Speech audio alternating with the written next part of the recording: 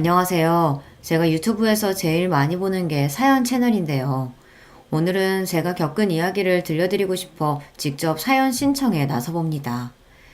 사람 사는 모양새가 전부 거기서 거기라는 말이 있듯이 저도 어찌 보면 평범한 경험을 한 것 같으나 그 안에서 복잡한 순간들도 많았고 특히나 감정적으로 힘든 때가 많았던 것 같아요. 그래서 그런 이야기를 여러분과 나눠보고 싶습니다. 주변에서 주선을 해줘가지고 그렇게 제가 남편을 처음 만났어요. 남편 또한 자기 주변의 사람들에게 등 떠밀려 저를 한번 만나보게 됐었죠. 얼떨결에 어색함 속에 처음 만난 저희 두 사람이었습니다만 그 순간이 알고 보니 운명적인 첫 만남이 되었던 거예요. 서로 어색해서 할 말도 찾지 못하고서 마주보고 앉아 있었던 저희 두 사람이 그로부터 2년 뒤에 결혼식을 올렸으니 말입니다. 남녀의 인연이란 어떻게 흘러갈지 모르는 법이네요. 결혼하고 나서 처음 3년간은 정말 힘들었었는데 다름 아닌 시댁 사람들 때문에 그랬어요. 작은 방이 한 칸 딸려있는 신혼집은 시댁과 아주 가까이에 있었는데요. 결혼하던 당시에는 이것에 대해서 별 생각이 안 들었던 저였는데 불과 2달 정도가 지났을 때 제대로 실수했다는 생각이 확 들더라고요.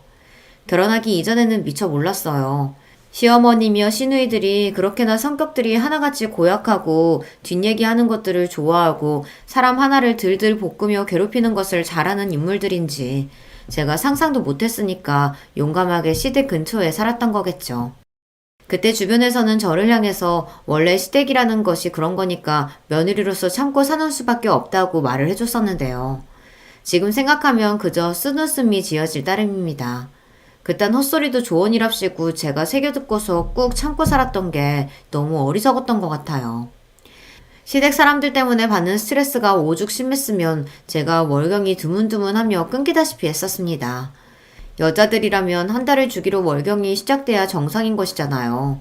그런데 저는 당시에 그러지 못했었고 월경이 정상적으로 되지 않으니 그것 때문에 임신이 안 됐던 것 같아요. 그때는 그저 몸이 좀 안 좋아서 월경이 불규칙한 줄만 알았는데 나중에 되어서야 극심한 스트레스를 받았던 게 원인이라는 것을 알고 얼마나 원통했는지 모릅니다. 임신 소식이 없으니 또 그걸 가지고 시댁 사람들이 저를 얼마나 들들 볶아대며 잔소리를 날려대고 인격 모독을 해댔겠습니까? 임신도 못할 것 같으면 이마에 불량품이라는 도장을 생기고서 집을 나가라는 소리까지 하셨던 분이 제 시어머니셨습니다. 그때 그런 모진 소리까지 저한테 다 하셨었는데 세월이 흐르고 나서 그때 대체 저한테 왜 그렇게 못되게 구셨냐고 여쭤보니 시어머니께서 뭐라고 하셨던 줄 아시나요? 이렇게 딱 한마디 하시더라고요. 내가 언제 그랬니? 당신은 결코 그러신 적이 없다며 딱 잡아떼시는 것에 제가 말문이 턱 막혔었네요. 저만 더 괴롭고 무력해지는 것 같아 차라리 더 따져 묻지 않는 편을 택했었습니다. 아무튼 결혼하고 나서 3년이 조금 넘는 시간 동안 매일매일 영혼이 메말라가는 것 같았고요. 그 이후로는 제가 죽는 게 낫겠다 하면서 이판사판으로 나가니까 남편이 드디어 결단을 내리고 이사를 택했던 것입니다. 시댁과 멀리 떨어져서 살게 되었죠. 에휴, 그 당시에는 왜 그런 죽을 꼴을 하면서 살면서도 이혼이라는 두 글자는 쉽게 못 떠올렸는지 모를 일입니다. 그러니 그 시절에는 많은 사람들이 미련하게 참고 희생하며 살았던 거겠죠. 기껏 이판사판이다 싶어서 난리를 쳤던 게 이럴 바에는 죽겠다는 소리였고 남편도 심각성을 알고 있었기에 자기 가족들이 뭐라고 하든 멀리 이사를 가는 것을 택했었는데요. 소위 몸이 멀어지면 마음도 멀어진다고 하잖아요. 시댁과 연을 끊는 것은 아니었으나 멀리 살다 보니까 해방이 된 기분이 들었어요. 하루하루가 지날수록 시댁 사람들의 존재가 아득히 멀게만 느껴졌습니다. 너무 좋더라고요. 이제서야 숨이 쉬어졌습니다. 3년 만에 밥맛이 느껴졌다고 한다면 믿어지시겠어요? 그 전까지는 하도 스트레스가 심해서 사는 게 사는 것이 아니었으니 뭘 먹어도 맛이 없었고 어떤 맛인지 별로 느끼지도 못했었거든요. 그런데 이제는 밥맛이 느껴져서 입맛이 확 돌았습니다. 멀리 이사를 가고 나서 3개월째부터 월경도 꼬박꼬박 시작했던 것으로 기억을 하네요. 그제서야 저는 여태까지 제 몸 상태가 많이 비정상적이었다는 생각도 하게 됐었고요. 남편이 나쁜 사람은 아니었습니다. 못된 사람은 더더욱 아니었고요. 하지만 시댁의 괴롭힘 때문에 힘들어하는 자기 아내를 단박에 그 수렁에서 건져 올려줄 만큼 결단력이 빠르면서 자기 아내를 최우선으로 두는 그런 사람도 아니었던 것 뿐이죠. 제가 힘들어하는 걸 뻔히 알면서도 그 듣기 싫어 죽겠는 우리 어머니가 일부러 그러시는 건 아니다 라는 소리를 입에 달고 살았었죠. 시니들은 은근히 두둔하면서 시간이 지나면 여자들끼리 다 친해질 수 있을 것이다 라는 헛된 소리를 저에게 날려왔었고요. 남편이 그런 식으로 굴어왔던 것에 저는 상처를 많이 받았었고요. 속으로 불신이 생겼던 것도 사실입니다. 이 사람을 제가 온전히 믿고 의지하며 남은 평생을 살 수 있을까 의문이 때때로 들기도 했었네요. 이사를 하고 나서 나날이 혈색이 좋아져가는 것과 달리 자기를 향한 저의 태도가 약간 냉랭하다는 것을 남편은 알았고 그때부터 노력을 하기 시작하더라고요. 남편이 자기 딴에는 이런저런 노력을 하며 저의 마음을 풀어주려고 하는 것이 보여서 저도 서서히 가슴속에 진 응어리가 서서히 풀어지게 되었고요. 저희 부부의 진정한 시작은 지금부터라고 생각하며 앞으로 잘 살아보자는 다짐으로 스스로의 상처난 마음을 매만져댔습니다. 그렇게 결혼 5년 만에 저희 부부 사이에서 귀한 생명이 생겼어요.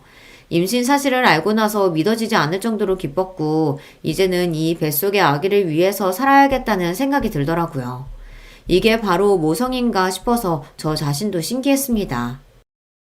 지금까지 뭐 하다가 이제서야 애를 가져? 하여간 똑부러지게 해내는 법이 없고, 에휴, 뭐든 띨띨하게. 시어머니께서는 제가 임신했다는 사실을 아셨을 때도 축하의 인사는커녕 독담 한마디 없이 또 모진 소리나 하셨었죠. 시누이들도 마찬가지였어요. 벌써부터 저에게 이런저런 육아 훈수들이나 둘 뿐이었습니다. 아이가 태어나면 바쁜 육아를 핑계로 쭉 시댁 사람들을 안 보면서 살아야겠다고 재차 다짐한 계기가 됐었네요. 그때 제가 느꼈던 건 은근히 시누이들이 제가 딸을 낳기를 바란다는 것이었어요. 마치 딸보다 아들이 귀하게 여기시는 시부모님의 마음을 너무 잘 아니까 제가 딸을 낳아서 또 잔소리와 꾸중을 듣고 미움을 받기를 원하는 것 같았다고 할까요? 그냥 느낌이라는 게 그렇더라고요. 그래서 시댁이 더 싫어졌었네요. 시누이들에게는 미안하지만 태어난 아이는 귀여운 아들이었답니다. 마음에 드는 구석이 한 가지도 없더니만 애는 멀쩡하게 잘 낳아놨구나. 이거 하나는 네가 잘 해냈다. 시어머니께서 그 엄하고 딱딱한 표정으로 툴툴거리셨는데 속으로는 좋아하고 계시다는 게 느껴졌어요. 친손자의 탄생은 어쩔 수 없이 기쁘신 모양이죠. 하지만 저는 고작 그런 반응 하나에 흔들려서 바보같이 꼬리를 흔들며 시어머니께 엎드리고 싶지 않았습니다. 예쁨 받고 싶다는 생각이 이제는 아예 없었기 때문입니다. 어떻게든 시어머니의 눈에 들어보려고 온갖 모진 소리를 다 들어가며 묵묵하게 굴었던 과거의 제가 그렇게나 미련하게 느껴질 수가 없었거든요. 더 이상 그렇게 사는 것만큼은 절대로 사양이었네요. 저는 명절 같은 정말 어쩔 수 없을 때가 아니고서야 시댁을 절대 찾아가지 않았어요. 아이를 시어머니께 보여드리지도 않았습니다. 그러자 그쪽에서 역시나 제 욕을 엄청 해댔고 그러다가 결국 본인들만 손해라는 것을 알아차렸는지 점점 안달을 내더군요. 너는 애한테 자기 할머니도 못 만나게 할 참이니? 아유, 이 고약하고 못된 거사. 애한테 어떻게 그럴 수가 있어? 시어머니께서 소리를 지르셔봤자 소용없었네요. 제 아들 명석이는 단 한 번도 자기 할머니를 먼저 보고 싶다고 말한 적이 없었으니까요. 시어머니와 시누이들 때문에 제가 그렇게 나온다는 걸 아시고 시아버지께서는 짜증이 잔뜩 나셨고요. 그래서 결국 시댁에서 대판 싸움도 일어났었더라고요. 서로의 탓을 하면서 말입니다. 저는 멀리 떨어진 집에서 가만히 앉아 평화롭게 있었어요. 천년묵은 채증이라도 내려가는 기분이었네요. 이제야 모든 것이 정상인 것 같다고 그렇게 생각하며 지내던 어느 날 비극은 방심을 비집고 들어와서 저희 가정을 망쳐놓았습니다. 정말 원통하고 비참하게도 저희 부부가 사기를 당했던 것이에요. 지인의 지인을 통해서 아주 좋은 기회를 잡아보려다가 모든 게 거짓이었던 투자 사기에 휘말렸고요. 세상에는 악마보다 더한 종자들이 있더라고요. 저희 부부가 그 악랄한 수작질에 제대로 걸려들고 말았습니다. 전 재산을 잃고 무너져 내렸습니다. 수중에 모든 재산이 날아가고 빚까지 생겨버렸던 그때는 정말 콱 죽어버릴까도 싶었었네요. 이제서야 살만해졌는데 그런데 어째서 이런 지독한 시련을 겪어야만 하는지 인생이 너무 가혹하게 느껴졌어요. 남들은 멀쩡하게 잘만 사는데 저만 자꾸 초라하고 볼품없고 구질구질하게 되는 것만 같았습니다. 남편 또한 그때 제정신이 아니었죠. 남자로서 가장으로서 정말 그 속이 말도 아니었을 겁니다. 극심한 두통으로 잠을 이루지 못해서 소주를 찾고 술 기운을 빌려서 억지로 잠에 드는 나날이었어요. 그래도 간신히 버티고 있었던 것은 자식의 존재 때문이었어요. 제가 남편에게 그랬습니다. 눈 딱 감고 죽었다 생각하고 명석이를 위해서 하는 데까지는 다 해보자고요. 적어도 명석이가 성인이 될 때까지는 버틴다는 마음으로 어디 한번 살아보자고요. 그랬더니 남편이 초췌한 얼굴로 술 냄새를 풀풀 풍기면서도 고개를 끄덕였습니다. 이제 저희 부부는 사나 죽으나 한 배에 올라탔고 끝에 끝까지 함께 간다는 것이 그 순간에 재차 실감이 났던 것 같습니다. 그 이후로는 안 해본 일이 없었어요. 하루 24시간이 아깝고 또 모자랐습니다. 돈이 급했으니까요. 남편과 저 서로에게 서로가 있었기에 가능했던 일이었습니다. 모든 것이 편하고 좋을 때는 잘 안 보이던 게 그 사람의 본성이라고 하잖아요. 반대로 힘들고 어려운 순간에는 본성이 잘 보이고요. 제 남편은 진정으로 어렵고 고된 상황 속에서 묵묵하게 버텨가는 모습으로 저에게 깊은 울림을 주었습니다. 내가 이 사람을 정확히 알지 못했었구나. 이런 엄청난 저력이 그 속에 여태 담겨 있었구나. 저는 제 남편이 처자식을 향한 책임감이 이토록 출철한 사람인지 그 이전에는 미처 몰랐습니다. 이렇게나 희생적인 면모가 있을 줄 전혀 모르고 살았었는데 그때 처음 알게 됐던 것 같아요. 자식을 위해서라도 다시 일어나 어떻게든 이겨내보자고 부부간에 다짐을 했던 그날 이후 열심을 다하는 남편의 모습에 정말 사람이 다시 보이더라고요. 결혼하고 나서 시댁 문제 때문에 지옥 같았던 예전 일들도 이제는 제 가슴속에서 사르르 녹아 사라지는 기분이었어요. 남편이 온 힘을 다해서 희망의 끈을 붙잡아주니까 저도 따라서 최선을 다하게 되었습니다. 하도 일을 계속 나가다 보니 몸이 고되고 힘들어도 아파도 정신력으로 버티게 되더라고요. 지금의 이 시련들이 결국은 저희의 앞날을 밝혀줄 불씨로 뒤바뀔 거라고 믿었습니다. 그 과정 속에서 당연히 시댁 사람들은 저를 비난했었죠. 이게 다 남편이 여자를 잘못 만나서 결혼을 잘못해서 생긴 비극이라고 했습니다. 그런 헛된 탓을 해봤자 이미 일은 벌어진 것을 어쩌나요. 게다가 그렇게 입을 놀릴 것 같으면 도움을 주고서 그런 말이라도 하든가요. 실질적인 도움도 못 주면서 입만 나불대는 자기 가족들에게 남편도 이때를 계기로 정이 확 떨어진 모습이었습니다. 그래서 참 묘하게도 이때의 시련이 저희 부부의 사이를 돈독하고 공고하게 만들어주었답니다. 남편은 언제나 책임감 넘치게 가장의 역할을 다 해주었고 때로는 서로 다투는 순간도 있기는 했었지만 그럴 때마다 다시금 서로를 이해하려고 노력했었죠. 아들에게도 엄하지만 다정한 그런 아버지였습니다. 자그마치 10년을 죽어라 일을 일을 악물고 살았더니 비로소 밝은 빛이 보이더군요. 그때부터는 힘들어지기 이전보다 더 잘 살기 시작했어요.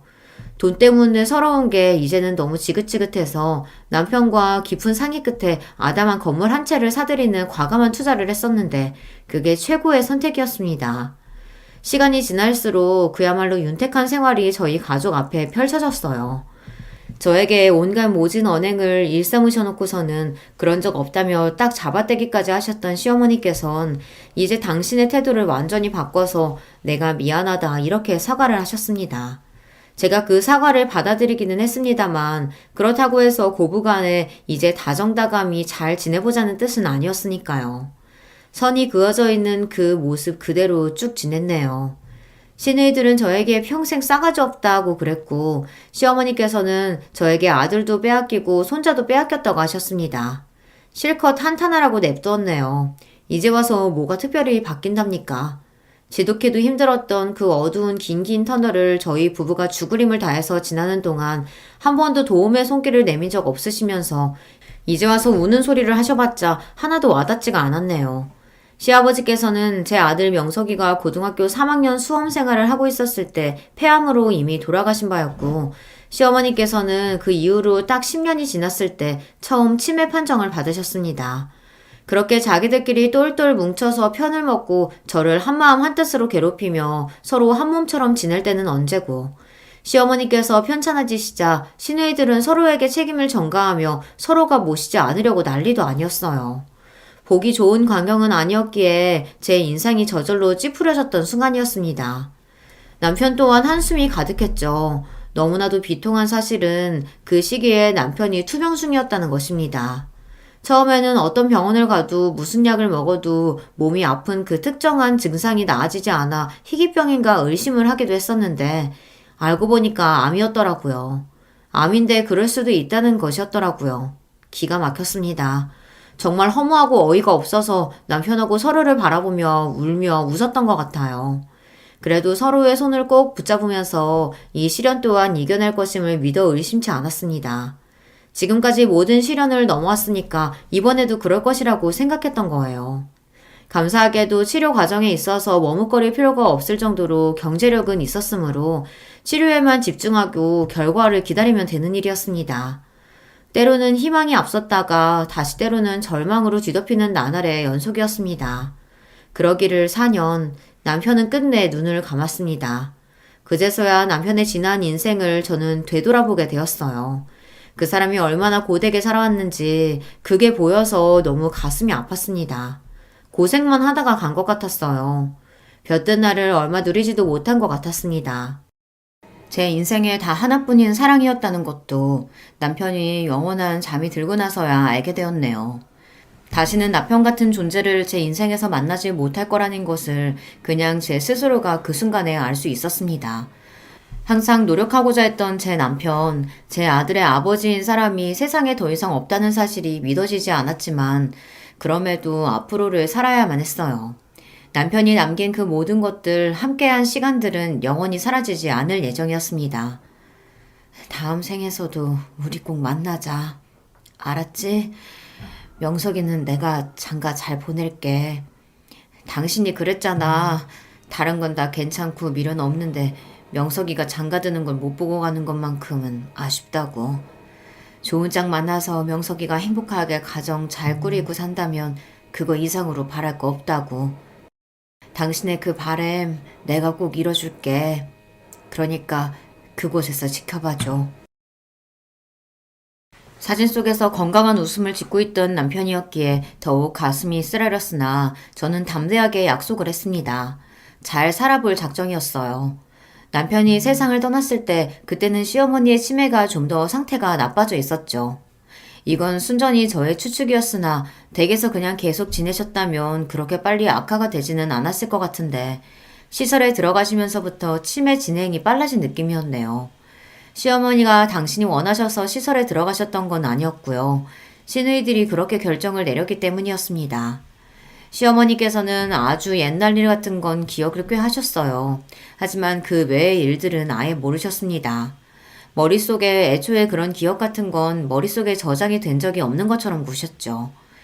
저를 그렇게나 못살게 괴롭히셨던 분인데 못된 시누이들 앞에 선봉장으로 서 계셔서 저에게 많이도 악랄하게 구셨던 분인데 치매에 걸려서 시설에 누워 계시는 모습을 보니 마음이 아프더군요.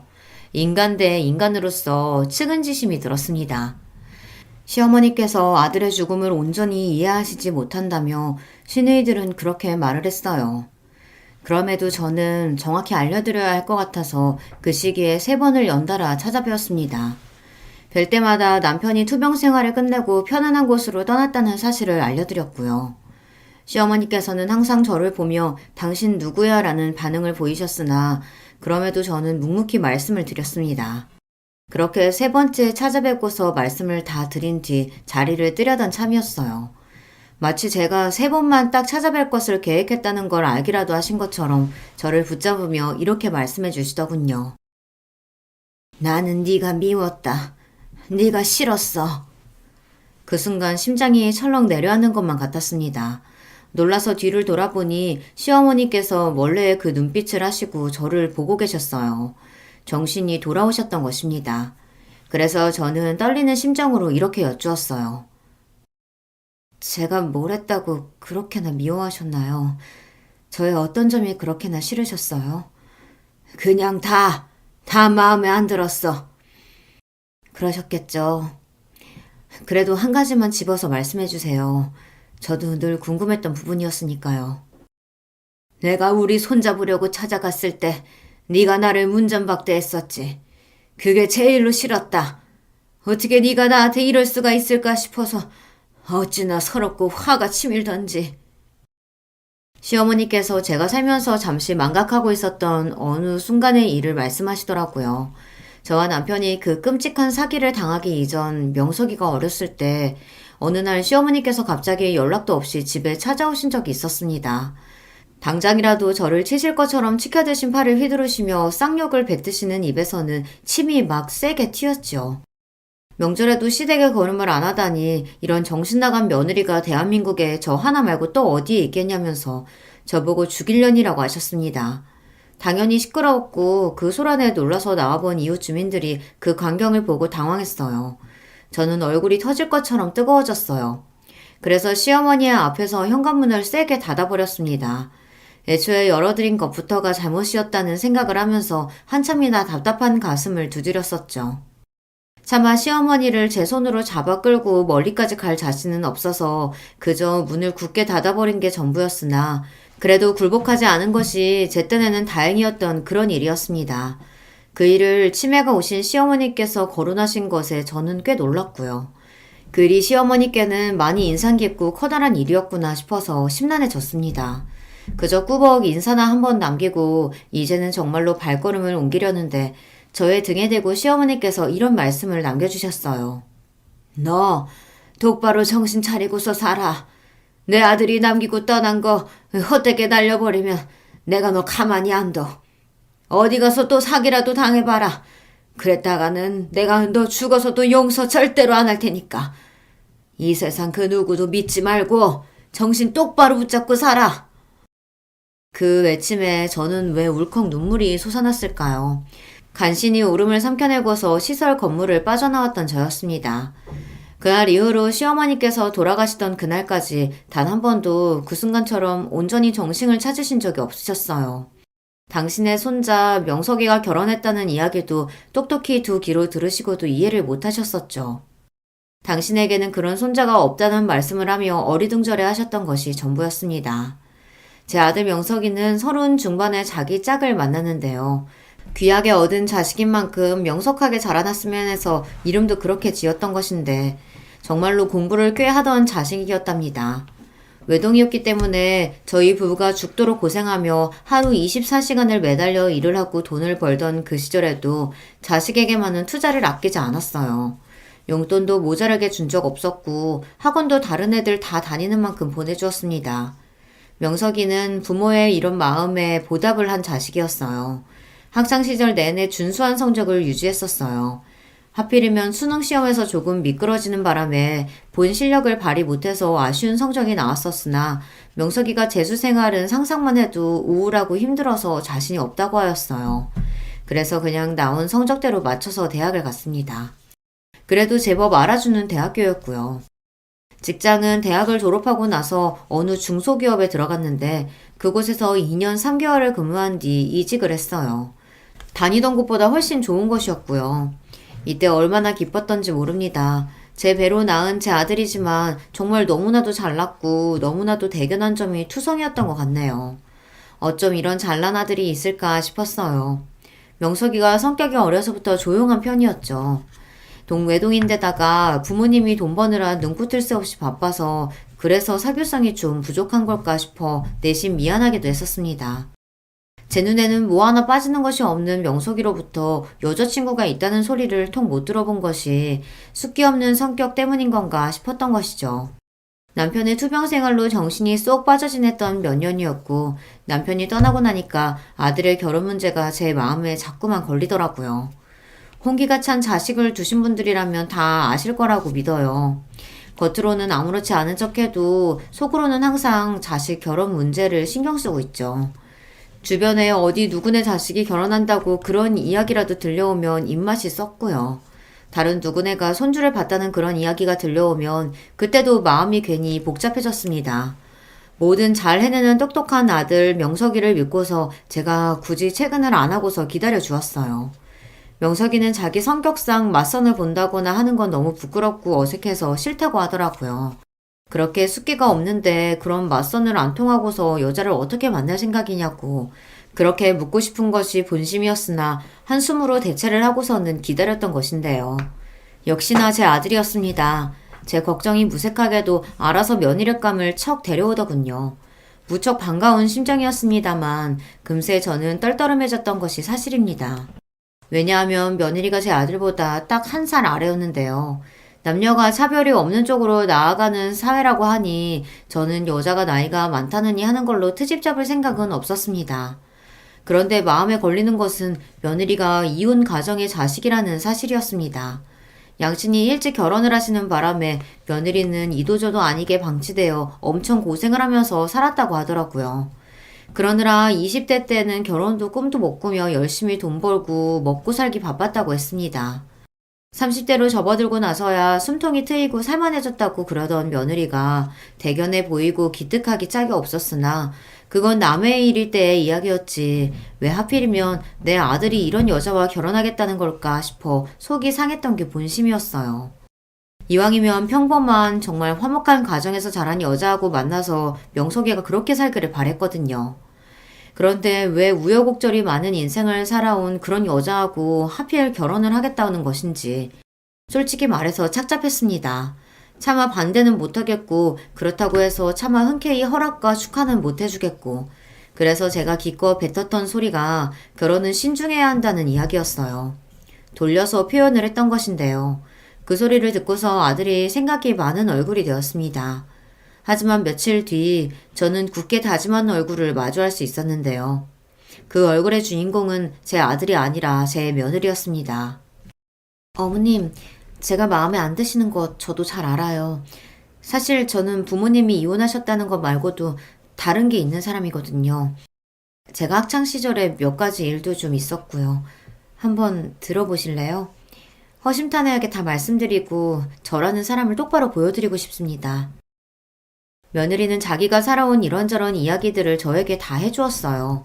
가정환경이 그랬기 때문인지 학창시절에 괴롭힘도 꽤 당해봤었고 한 번은 자퇴의 기로 앞에 선 적도 있었더라고요. 그런 사실들을 알게 되면서 저는 며느리가 여전히 탐탁지 않았으나 사람 대 사람으로 진솔하고 좋아 보이더라고요. 적어도 꾸밈 없고 소탈하고 스스로에게 떳떳한 사람 같았습니다. 며느리가 아주 작전을 잘 짰던 거죠. 저라는 사람을 잘 파악했던 모양이었어요. 다 내려놓고서 며느리가 겸손하게 나오자 저는 허락을 할 수밖에 없었거든요. 사실 제가 친정 이야기가 좀 복잡한 사람이었습니다. 제 나이 16에 술주정뱅이 아버지에게 내내 시달리며 살아오셨던 어머니는 눈이 맞은 남자와 작당을 하고서 야반도주를 감행하셨습니다. 그렇게 어머니가 집을 나가셨어요. 황당했던 일은 뭐냐면요. 그러고 나서 단 몇 달이 지났을 때 아버지가 웬 처음 보는 여자를 집으로 데리고 오셨다는 것입니다. 그날부로 그 여자는 저희 집에서 살았고요. 그 여자가 저를 얼마나 괴롭혔던지 모릅니다. 이 없느니만 못한 집이 바로 제 친정이었어요.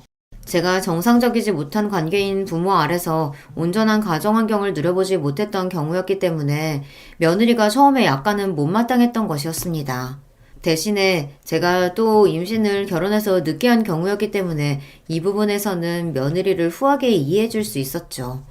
나이를 봤을 때 제 아들이나 며느리나 둘 다 신혼을 길게 즐길 것 없이 얼른 아이를 갖는 게 맞아 보였지만 소식이라는 게 빨리 들려오지 않더군요.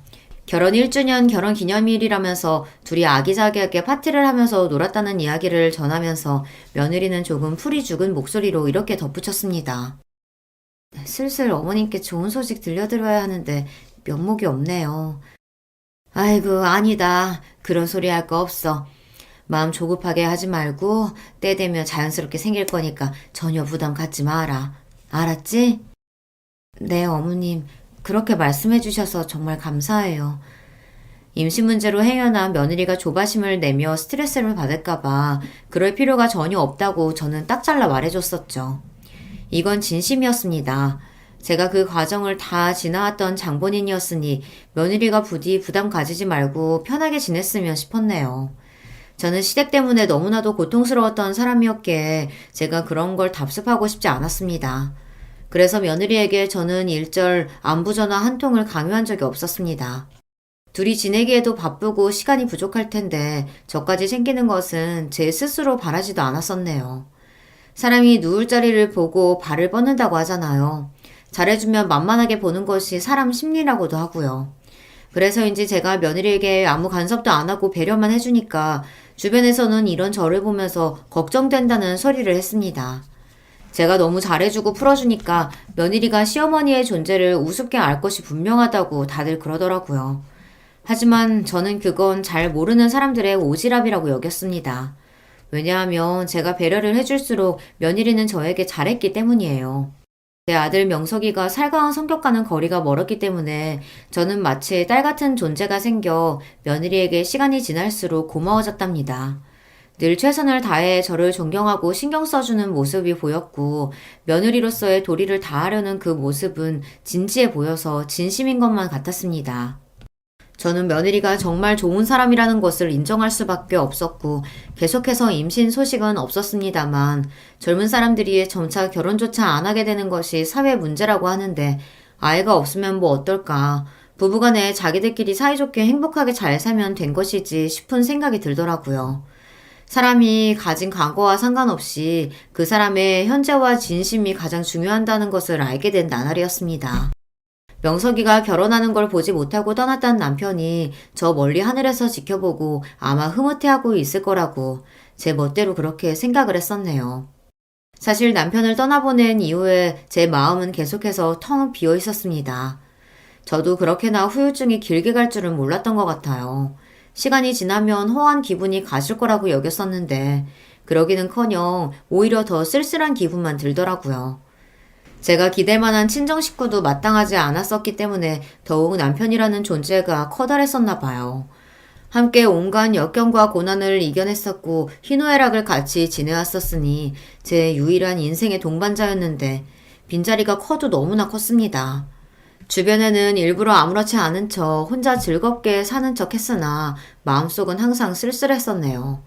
며느리가 저를 챙겨주며 애교 섞인 문자를 보내주고 때때로 먼저 전화를 걸어주고 안부를 이것저것 물어주는 순간들이 그나마 활력이 돌고 위안이 되었습니다.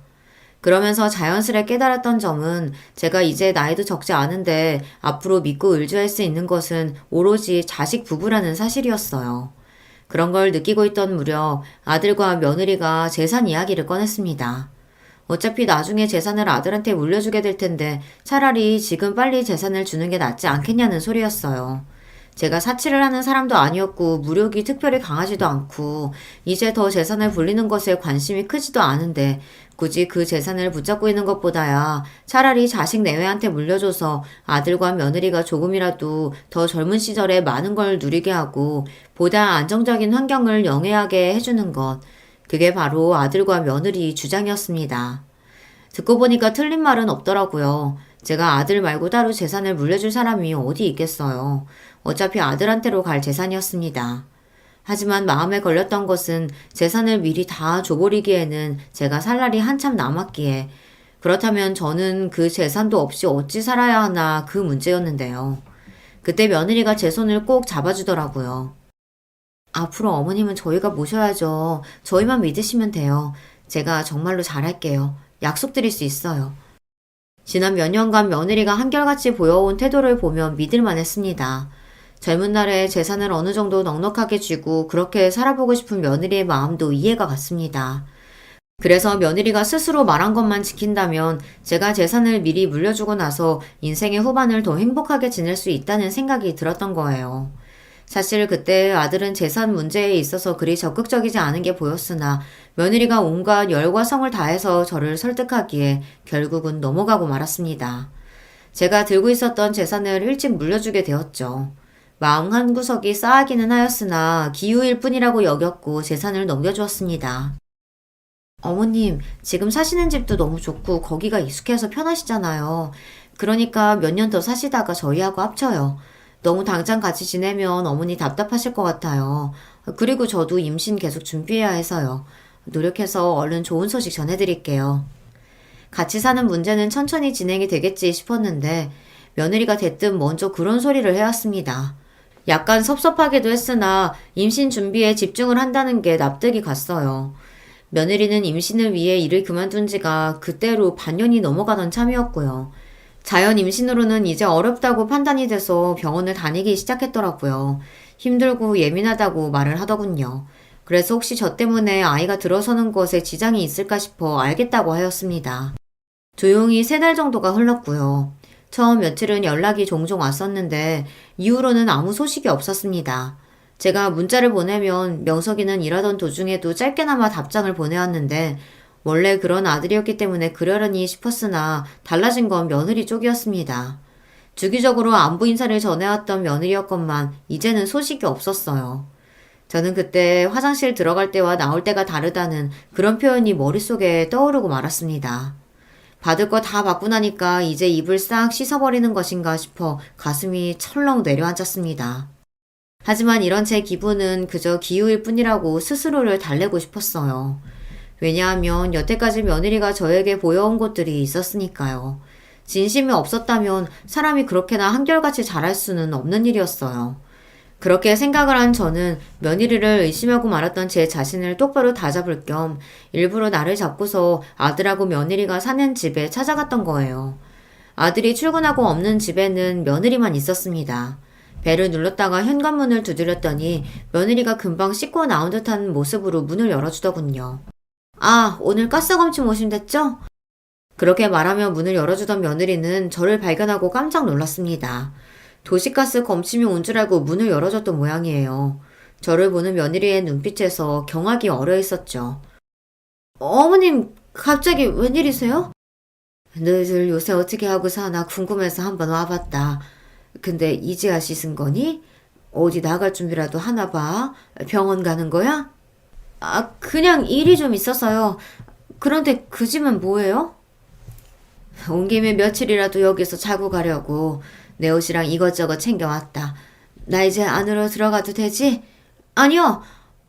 돌려서 말씀드리면 이해 못하실 것 같으니까 그냥 정확히 말씀드릴게요. 어머님, 지금 집 안에는 못 들어오시고요. 당연히 재워드릴 생각도 없어요. 그러니까 돌아가 주셨으면 하네요. 뭐? 내가 왜 못 들어가니? 예, 네가 이럴 사람이 아닌데 왜 이러는 건지 나는 영문을 모르겠구나. 네가 나한테 얼마나 잘하는 며느리였는데. 그러니까요. 여태까지 잘했으니까 이만하면 된 거 아니에요? 저는 나갈 준비해야 해서 바쁘거든요. 얼른 가보세요. 이건 아니지. 내 재산 너희들한테 다 줬을 때는 이런 걸 기대하고서 준 게 아니다. 받은 게 있으면 최소한의 보답이라도 해야 하는 거 아니니? 어차피 주실 재산이었잖아요. 일찍 주셨을 뿐이지. 생색 한번 더럽게 내시네. 뭐라고?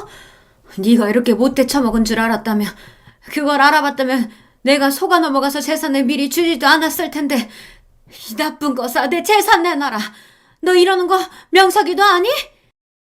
아휴, 이래서 아들아들 거리는 늙은이들이 대한민국에서 제일 소름 끼치는 거라니까.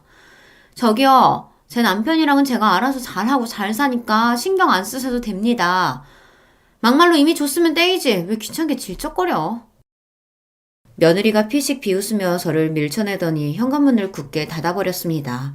저는 그 앞에 주저앉아서 제 자신이 너무 처량하고 비참하고 불쌍하고 바보 같아서 멍한 얼굴로 울먹이고 있었어요. 그랬더니 며느리와 저의 말다툼 소리를 들었던 것인지 이웃집 사람들이 문을 슬쩍 열고 나와서 난처한 얼굴로 저를 쳐다보더군요. 거기서는 더 못 있을 것 같아 저는 민폐를 끼쳐 미안하다는 표시로 이웃 사람들에게 꾸벅 인사를 남기고 걸음을 옮겼습니다. 갈 데가 어디 있나요? 다시 제 집으로 돌아와야만 했죠. 전 재산 다 넘기고 딱 하나 남은 그 집 말입니다. 마침 손님이 내리고 있던 택시가 보였고 저는 그걸 잡아탈 수 있었어요. 터미널로 가자며 목적지를 말하고 나서 아들에게 지금 전화를 걸까 말까 고민으로 휴대폰을 매만지다가 울음이 크게 터지고 말았습니다. 제 아들 명석이에게 마저 외면을 받았다는 걸 직접 확인하고 나면 그때는 그 절망감을 어떻게 감당해야 할까 싶어 두렵고 슬펐습니다. 말없이 운전만 하시던 기사님이 티슈를 뽑아다가 저에게 건네주시며 대관절 무슨 일 때문에 그러시냐고 물어보셨어요. 아이고, 아니에요. 늙어서 그냥 주책이라 이럽니다. 그러지 말고 말씀 좀 해보세요. 제가 택시기사 경력만 25년입니다. 운전도 그렇지만 손님들의 이모저모 들어드리는 것엔 도사해요. 기사님이 편안한 목소리로 그렇게 말씀을 해주시는 게 마치 저에게 위로를 건네주시는 것 같아 저는 더 울음이 멈추지 않았던 것 같아요. 잠시 고민하다 이런 이야기를 또 어디 가서 할 수 있을까 싶어서 그냥 다 솔직하게 털어놔 봤습니다. 그간의 모든 이야기를 말이에요.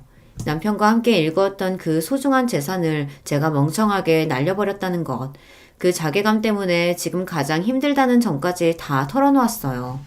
저는 하소연을 하는 것만으로도 충분하다 여겼건만 신중하게 이야기를 들어주시던 기사님이 정말 의외의 말씀을 해주셨던 겁니다.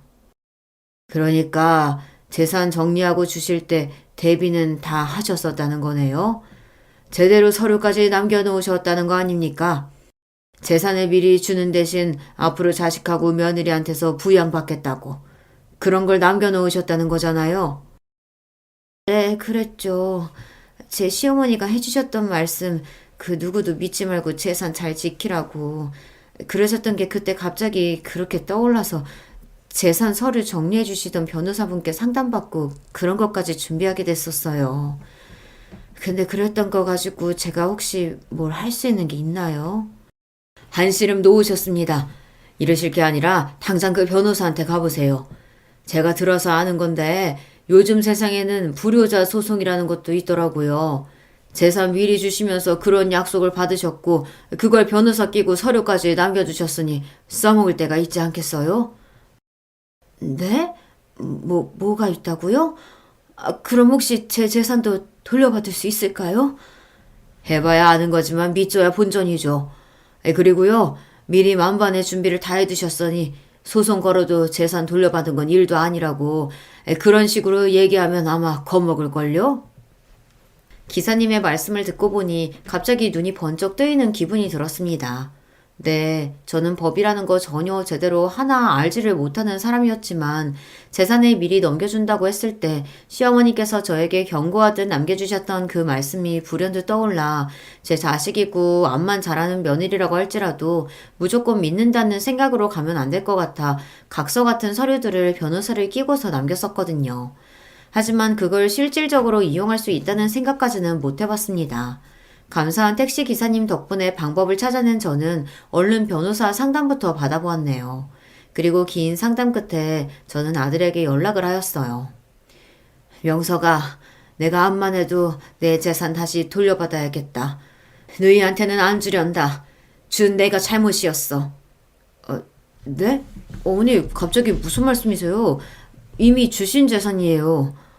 나라고 방법이 없는 줄 아니? 이런 순간 올까봐 내가 사실은 미리 다 대비해놨었다. 저는 아들에게 며느리와의 모든 것을 다 빠짐없이 털어놓았고 변호사를 끼워서 만반의 준비를 다 해놓았다는 식으로 이야기를 했어요.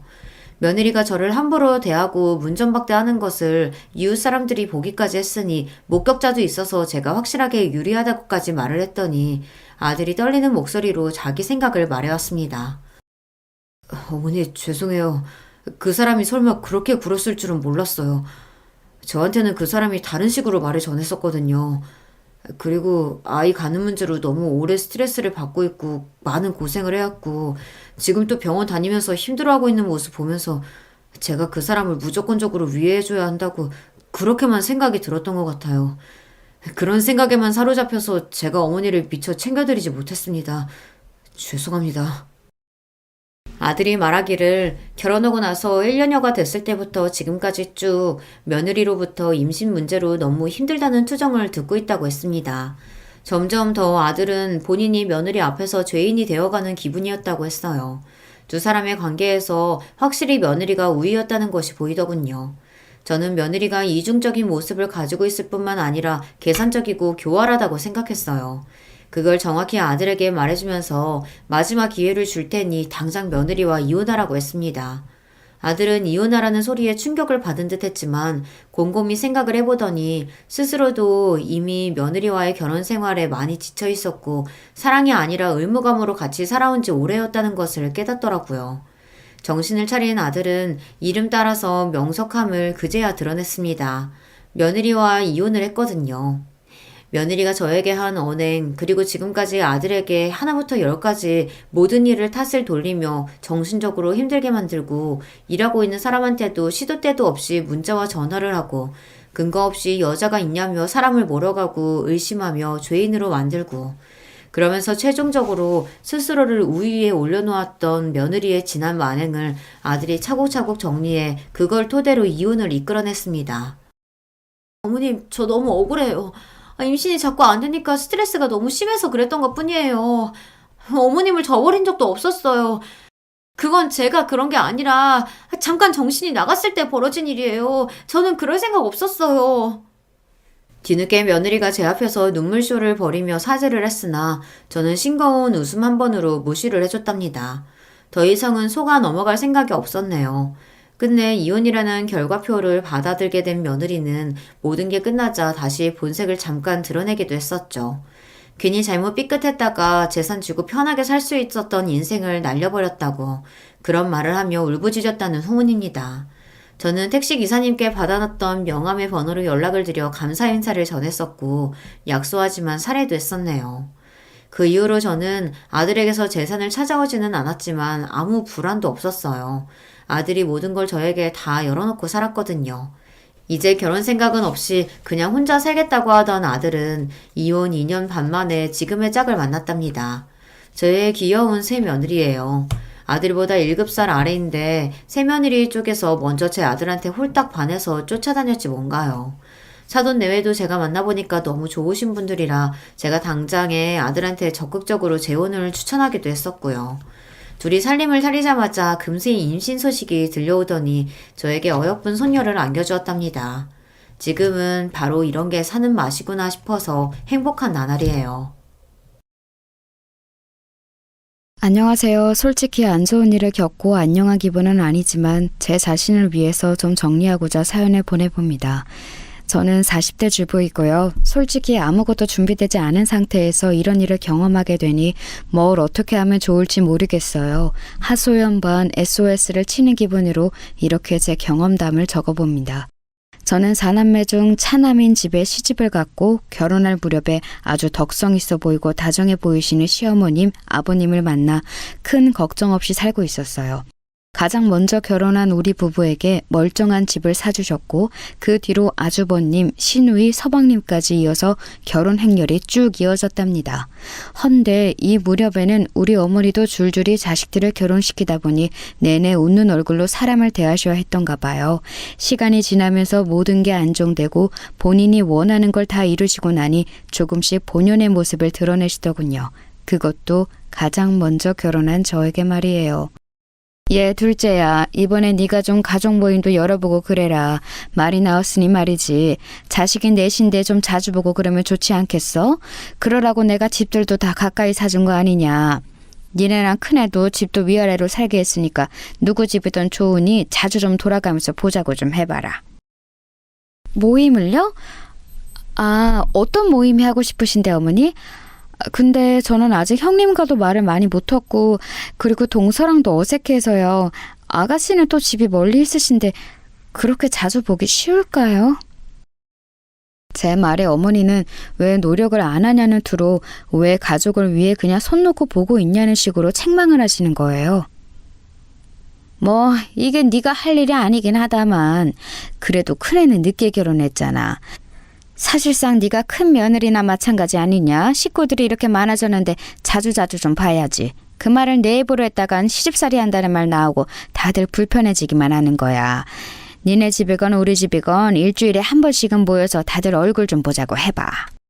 어머니의 이런 성화에 결국 저는 원치도 않는 모임 주도자가 되어 시댁 단톡방도 만들어야 하고 보통 골치 아픈 게 아니었어요.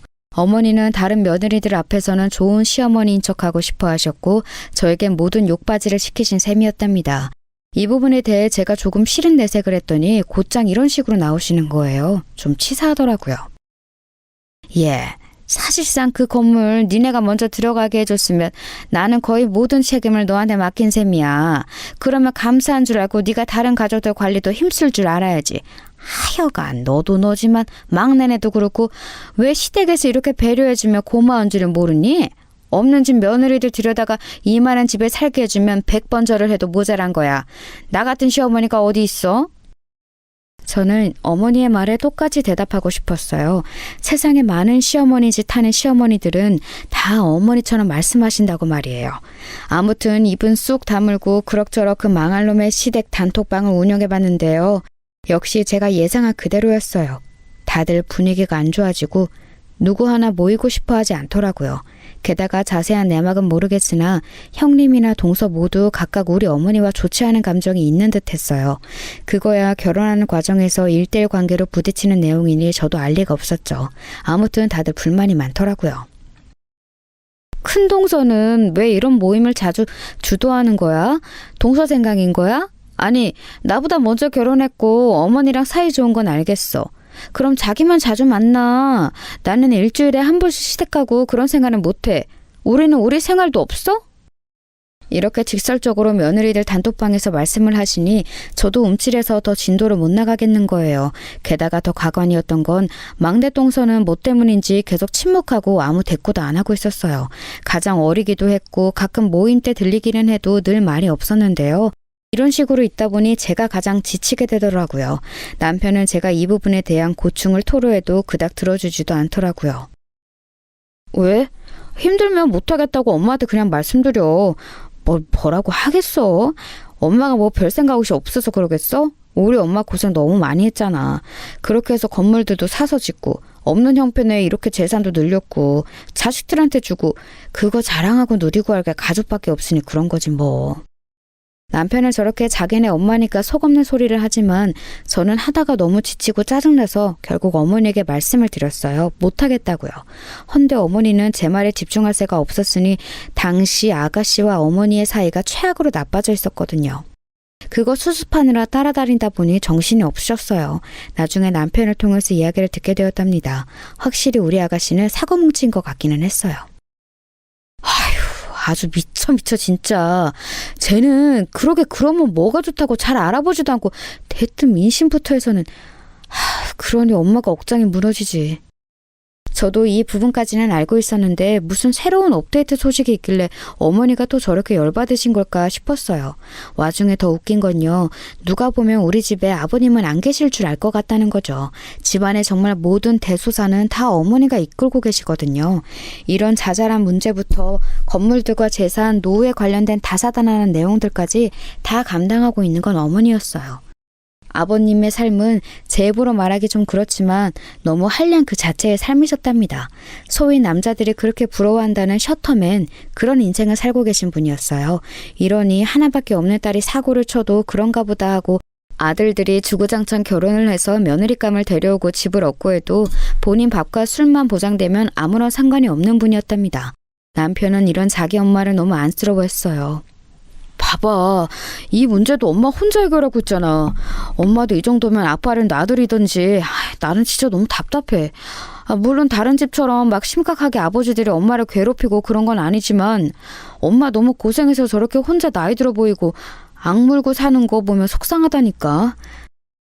남편 말 맞다나 어머니는 고생 대신 얻은 돈으로 많은 치장을 하고 계시지만 여실히 나이가 드러나는 외모이시긴 했어요. 그래서인지 늘 그 스트레스를 얼굴과 치장에 쏟아부으려고 하셨고 아버님과는 만났다 하면 으르렁거리면서 대치하셨고요. 상대적으로 본인에게 없는 평안한 부부 사이 그리고 명예, 남의 눈치 이런 것들에 매여 계시는 분이라서 어머니 비비를 맞춰드리는 건 정말 너무 괴로운 일이었답니다. 아무튼 아가씨 쪽으로 다시 돌아와 보자면 혼전 임신을 해서 살고는 있지만 본인 남편과 너무 안 맞아서 맨날 사내 안 사내 하며 싸우고 있다더라고요. 어머니는 그걸 말리려 쫓아다니느라고 제 얘기는 듣지도 않으셨고 그렇게 슬렁슬렁 모임 얘기는 넘어가게 되었답니다. 그리하여 시간이 한참 지나 명목이 분명하게 있는 아버님 생신이라 다들 모이게 되었답니다. 어머니는 본인 손으로 아버님 생신상을 차리기 싫다며 며느리들이 알아서 해줬으면 좋겠다고 하셨어요. 나는 네 시아버지 꼴도 보기 싫다. 그래도 모이긴 해야 하니까. 우리 같이 얼굴 안 보고 사는 가족들이 어디 있어? 그 구실로 모이긴 하되 하나부터 10까지 니들한테 맡길게. 잘해오는 며느리한테 용돈 두둑히 줄 테니까 공짜 없이 제대로 쳐줄 테니까 좀 알아서들 해와봐. 저는 어머니 이런 부분을 이전부터 무척 싫어했었기에 꿈쩍도 하기 싫었어요. 아무리 고생하며 살았다지만 없는 형편에서 꽤 여유 있는 형편이 되었다지만 꼭 저런 식으로 대처해야 하는 걸까요? 그래서 전 이렇게 대꾸했어요. 어머니, 그런 거 해주시지 않아도 되고요. 대신 저나 형님이나 동서나 각각 일들 하다가 음식 준비해 오는 거라 그렇게 완벽하지 않을 거예요. 저희끼리 나눠서 준비해 올게요. 이렇게 말씀드리고 딱 잘라버렸어요. 그리고 며느리들 단톡방에서 침묵과 짜증을 견뎌가면서 겨우겨우 메뉴를 정하고 준비해서 모였는데요. 그냥 이것만 얼른 해치우고 후딱 일어나자고 생각했던 그날의 모임에서 그런 공포영화 같은 일을 생뚱맞게 겪게 될 거라고 누가 상상이나 했을까요? 아니, 이 모든 일이 흘러가게 될 것을 알았던 사람은 마음이 편했을지도 모르겠네요. 이날의 일로 인해 우리 일동 모두 6개월간 죽도록 고통을 받았거든요. 그저 남들 다 이렇게 사는 골치 아픈 결혼 생활, 더불어 시댁 건물 받고 대가를 지불해야 하는 며느리의 삶, 그런 것 정도로 여기면서 이날 생신 때도 나갔던 거예요. 어머니의 이런저런 투정을 견디며 며느리들 다 불성사나운 얼굴로 식탁을 정리하고 자리에 막 앉았던 참이었어요. 그런데 말이죠. 그때 거의 비슷한 타이밍에 문자가 우르르 울리는 거예요. 저는 처음에 지진이나 재난 경보 그런 문자인 줄 알고 또 뭐야 하면서 중얼거렸어요. 그런데 이날 모여있던 사람이 저를 비롯해서 9명이었어요. 어머니, 아버님과 아들 셋 부부, 더불어 아가씨까지 포함해서요. 아가씨는 워낙 본인 남편과 사이가 안 좋아서 혼자 왔고 그마저도 온 지 얼마 안 돼요. 아버님이랑 대판 싸우고 집에 가버렸거든요. 이때 일제히 울려버린 핸드폰을 가장 먼저 확인한 것은 바로 저희 남편이었어요. 헌데 확인하자마자 이렇게 말을 하는 거예요. 이게 뭐야? 이 무슨 거지 같은 말이. 저는 처음에 남편의 이 말을 듣고 어디 안 좋은 뉴스를 보고 하는 혼잣말인 줄 알았어요. 그런데 뒤이어 형님도 같은 반응을 보이시길래 그제서야 저도 비로소 제 핸드폰을 보았어요. 응? 무슨 소리야 이게. 왜 미친 말이. 저기 큰동서, 자기도 똑같이 온 거 맞아? 형님은 그나마 말을 터고 사는 저한테 물어보셔서 저는 그릇 뒷정리를 하다가 핸드폰을 확인했어요. 그런데 번호 없음으로 웬 문자가 하나 와 있는 거예요.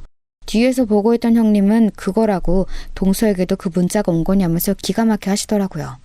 이 문자 내용은 지금 다시 떠올려도 소름이 끼치지만 이렇게 적혀 있었어요.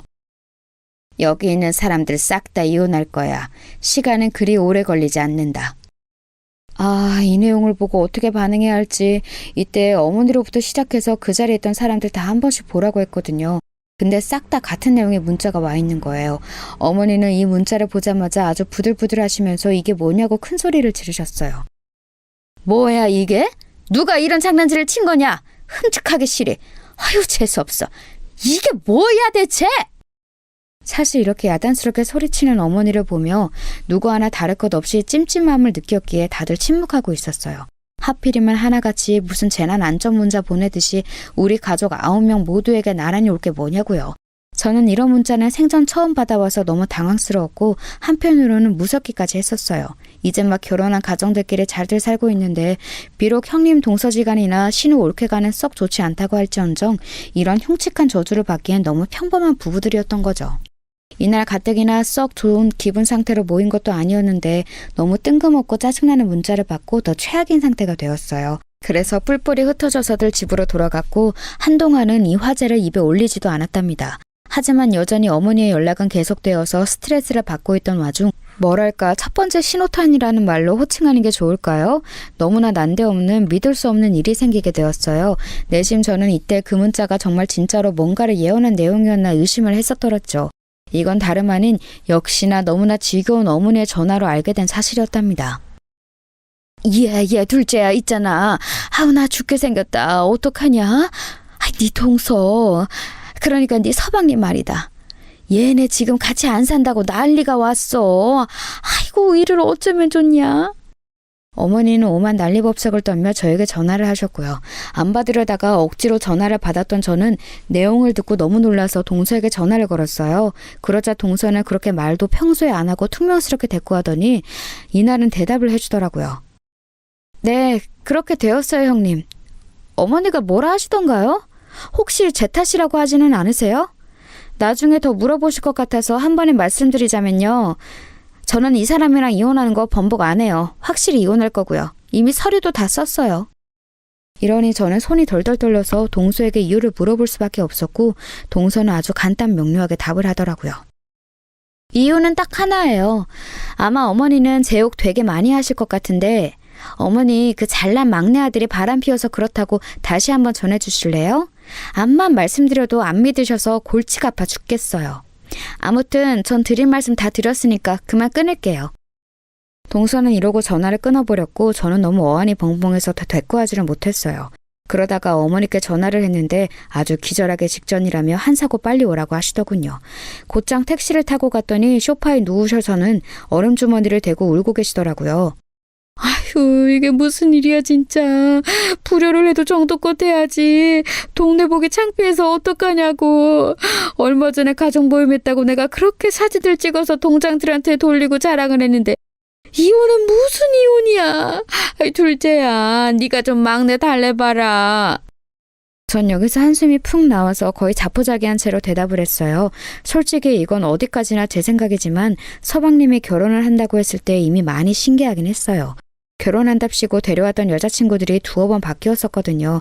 금방 실증내는 성격이신 게 여실히 드러났고 세 형제 중 외모도 가장 빼어난 편이었어요. 어머니도 유독 되게 이뻐하는 막내 아들이었고 오냐오냐 잘한 티가 났답니다. 그러니 어머니는 더더욱 본인 아들 편에서 얘기를 하시더라고요. 우리 준민이가 워낙 여자애처럼 이쁘장하게 생겼어야지.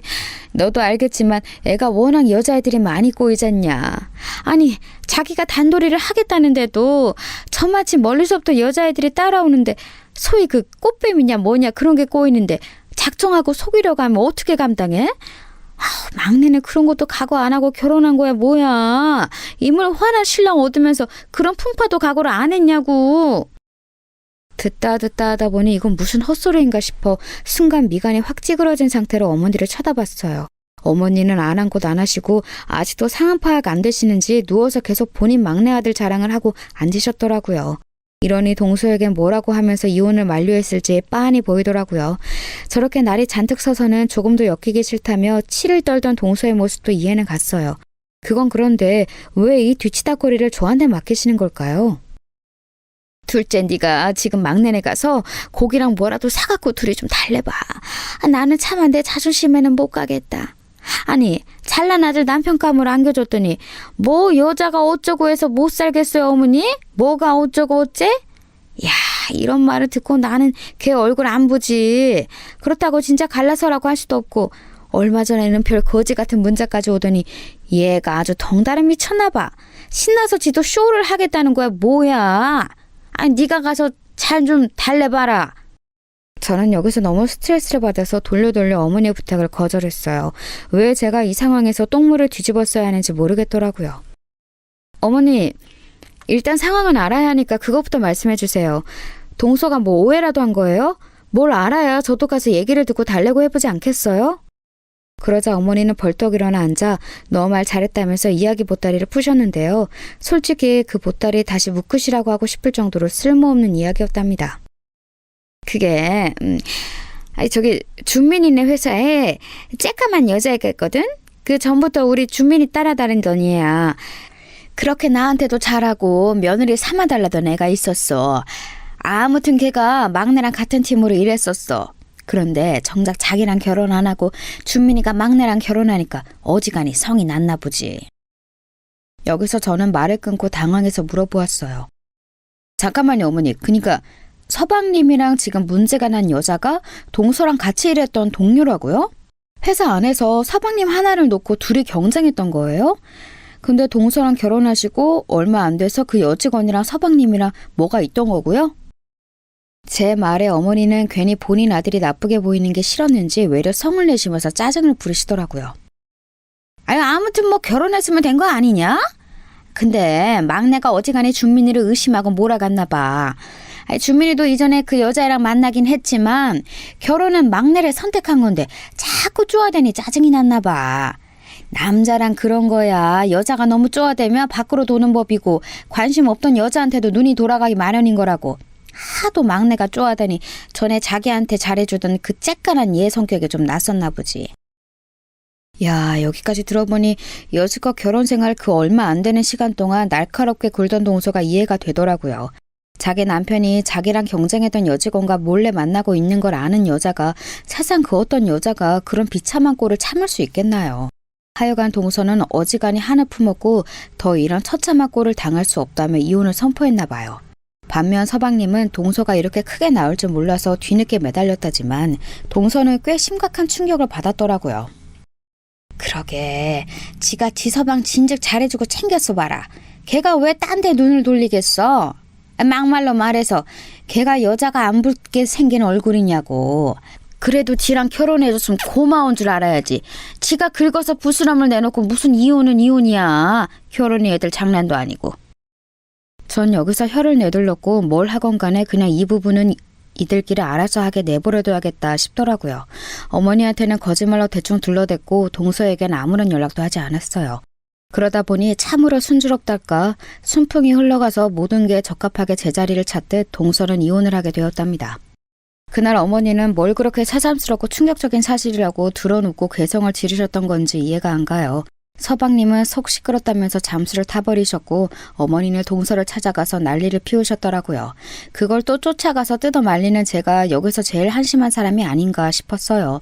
남편도 저한테만 이런 걸 맡기고 회사에서 본인 일이나 하고 있고 말이에요. 어쩔 수 없잖아. 지금 이 난리에 당장 엄마를 챙겨줄 사람이 당신밖에 없으니까 부탁한 거지. 엄마도 당신이 믿음직스러우니까 딸보다 둘째 며느리를 부른 거 아니겠어? 이번 일은 진짜 미안해. 당신이 조금만 엄마를 챙겨줘. 이렇게 말하는 남편의 모습에 참 나도 나지 뭐가 좋다고 이런 사람 좋아서 결혼을 했는지 한숨이 나왔어요. 일단 우리 친정에 잘하긴 하니까요. 자기 엄마랑 관련된 부분에만 과하게 효자일 뿐 저나 우리 집에 그닥 못하는 사위는 아니었어요. 아무튼 문제는 어머니가 이 무렵부터 급격하게 우울증에 걸리셨다는 거예요. 사실 전 이때 몰랐던 사실이 하나 있었는데 글쎄 아가씨가 이혼 얘기가 나오고 있다고 들었거든요. 전 기겁해서 남편에게 몇 번이나 따져 물었어요. 이야 세상에 미쳤다 진짜. 그게 뭔 일이야? 아가씨 결국 이혼하신다고?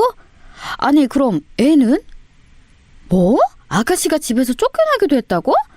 와 환장하겠다. 진짜 이거 뭐야? 아 몰라 진짜 돌겠다.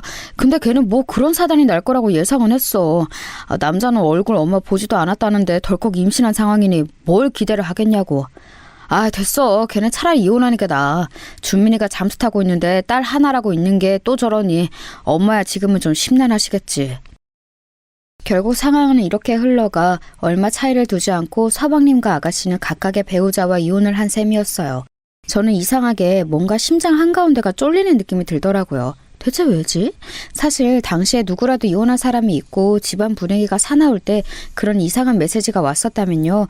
누가 억하심정에 장난쳤다고 생각하고 넘겼을 거예요. 하지만 그 불길한 문자는 우리 모두 멀쩡히 결혼 생활을 하고 부부란 형태를 갖추고 있을 때 왔었다는 거죠. 꿈이었다고 하고 넘겨버리고 싶어도 제 핸드폰이나 남편 핸드폰에는 그 문자가 선명하게 남아있어서 저는 너무 찝찝하고 뭔가 얹혀있는 느낌이 들었어요. 한번 어디 의뢰를 해서 알아볼까 하다가 왠지 모르게 괜히 무서운 거 있잖아요. 그냥 자꾸 이상한 예감도 들고 해서 이러저러하게 묻히길 바랬답니다. 사람 일이야 어찌 흘러갈지 모르고 그냥 이것도 안 좋은 해프닝 중 하나로 넘어가리라 뒀던 거예요. 그런데 인생은 진짜 때론 장난 같기도 혹은 영화 속 괴로운 장면에 인간을 너무 오래 담궈두기도 하는 것 같아요. 당시 저는 제 앞에서 일어나는 일들을 받아들이기 힘들어서 정신과 의사인 친구에게 상담도 받고 따로 약도 챙겨 먹었거든요. 이건 저희 집에서 세 번째로 일어난 정말 이때부터는 잠을 제대로 자기 힘들게 만들었던 사건인 형님 부부의 이혼 때문이랍니다. 솔직히 저는 암만 해도 형제들이다 보니 서방님과 비슷한 외모를 가지고 얄쌍하게 생기신 아주버님도 꽤 여자 문제가 있었을 거라고 생각을 했어요. 어머니가 평소 그렇게 자랑을 하셨으니까요. 그 사이 껴있는 둘째 아들인 우리 남편만 외모 쪽으로는 꽤나 박복했었고 그러니 그런 부분으로 전 걱정은 안 했는데요. 문제는 이번에는 형님 쪽에 유책이 있었다는 거예요. 전 이제 이도저도 다 지겹고 물려있어서 대체 이혼 사유가 뭔지 드러나보자 싶었어요. 하지만 형님과는 연락이 닿지 않았답니다. 아주버님과는 당연히 연락이 안 되었는지 하다하다 평소 형님과 왕래도 안 하는 저에게 아주버님이 전화를 걸어오셨어요. 저기 재수씨 미안해요. 이 사람이랑 연락 혹시 안 되나요? 따로 연락하고 그랬던 적은 없어요? 재수씨 연락도 안 받나요? 네 아주버님. 저기 같이 있었던 단톡방도 며칠 전에 나가셨더라고요. 그게 혹시 무슨 일이 있으세요? 저도 영문을 몰라서. 그런데 아주버님은 제 물음에 한 2초 정도 공백이 있으셨다가 미안하다며 전화를 끊으시더라고요. 정말 어쩌자고 집에 이렇게 우환이 있는 건지 돌아버릴 것 같았어요. 저도 남편에게 더 묻기도 지겹고 어차피 어머니가 알아서 연락이 오시겠지 싶었는데 잠잠하더라고요. 뭔가 이상하다 싶어서 시댁에 갔더니 아버님이 저를 맞아주셨어요. 그래, 왔구나. 저기 네 어머니 지금 아파서 누워있다. 세상에 이게 뭔 일이냐들 진짜. 형민이는 아까 다녀가긴 했는데 그러고 나서 네 어머니 저렇게 쓰러진 거야. 자식들이란 게 어쩜 이렇게 하나씩 다 돌아가면서 사고를 치는지 원. 너는 그러지 말아라. 근데 전 이 말이 너무 부담으로 다가오더라고요. 사실상 저랑 상관없는 남의 자식들이 한 일들인데 왜 저에게로 무게가 지워지는 건지. 아무튼 들어가서 어머니 상태를 봤어요.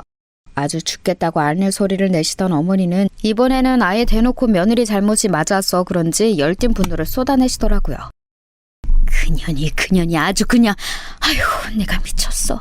아주 백리호를 집에 들였다.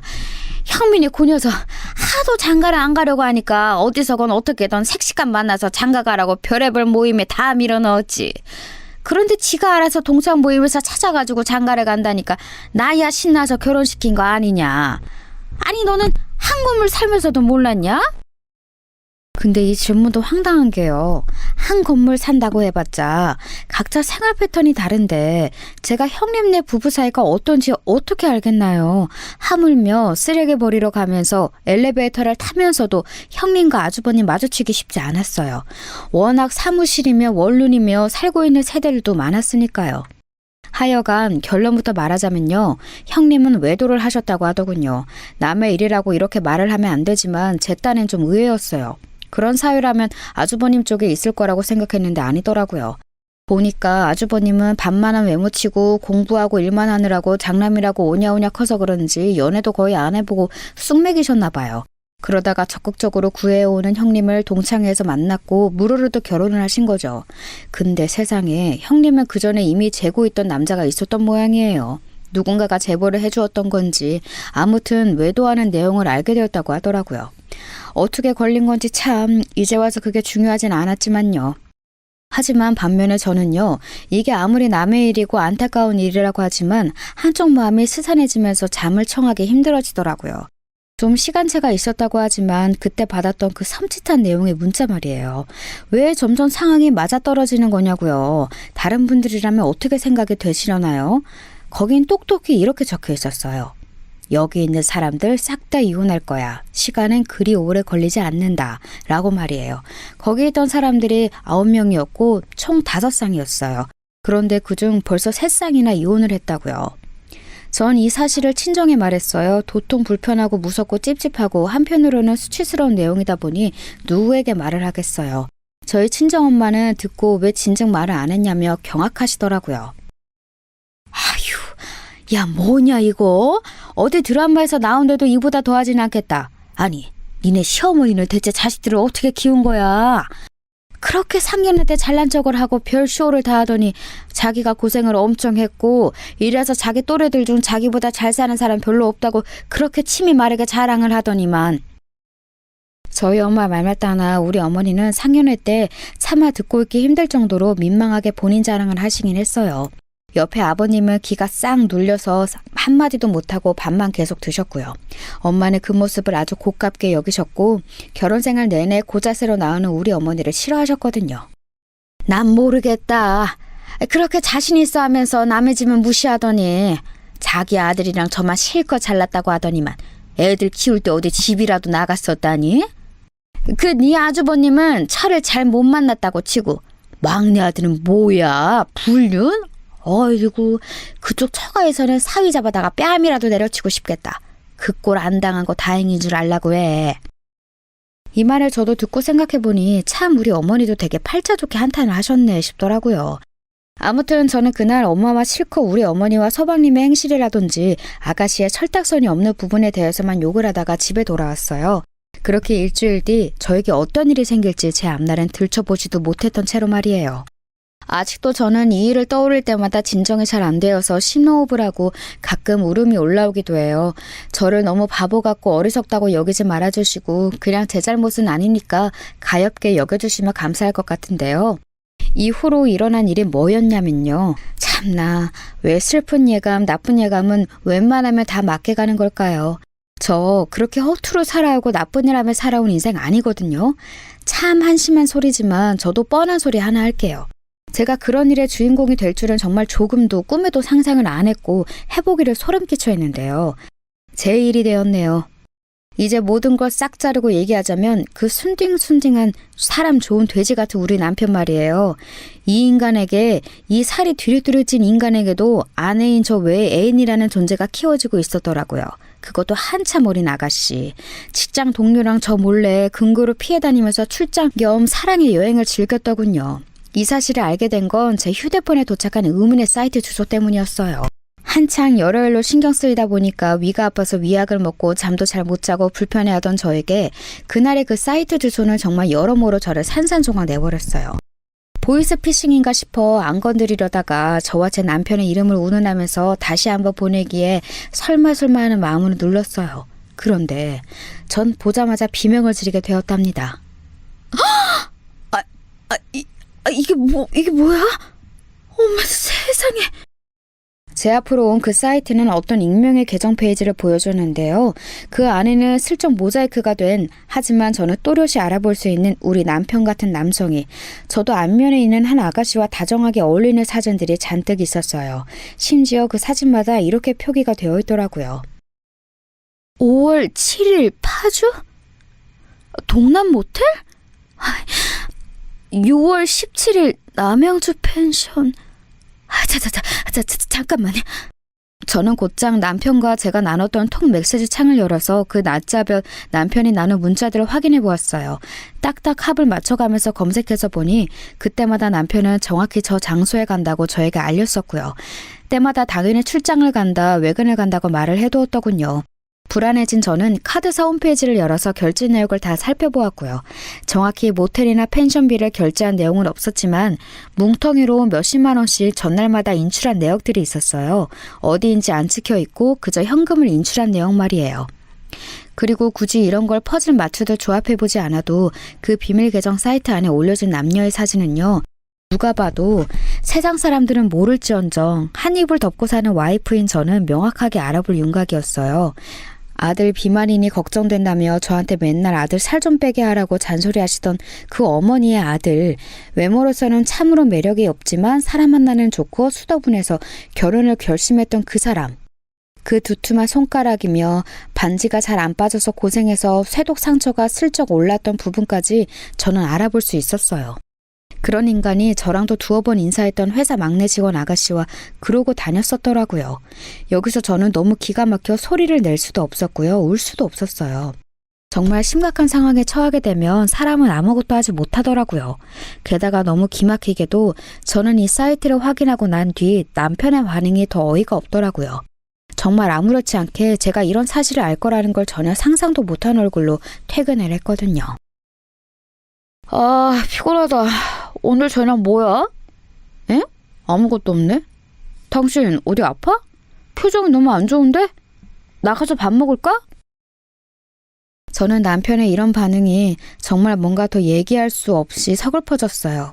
차라리 나에게 그렇게 수더분하게 잘해주지라도 말던지, 우리 가족들에게 잘하지나 말던지, 그러면 마음 놓고 딱 한 방향을 정해서 미워할 수 있었을 텐데 말이에요.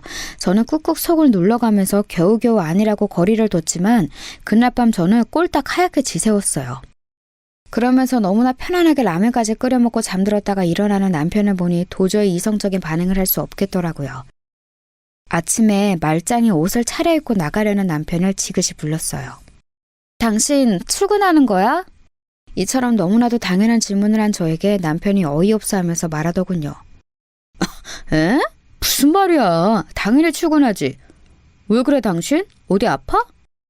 저는 여기서 순간적으로 아주 많은 장면들이 제 눈에 몰아닥치고 그리고 빠르게 또 어디론가 흘러가는 게 느껴졌어요.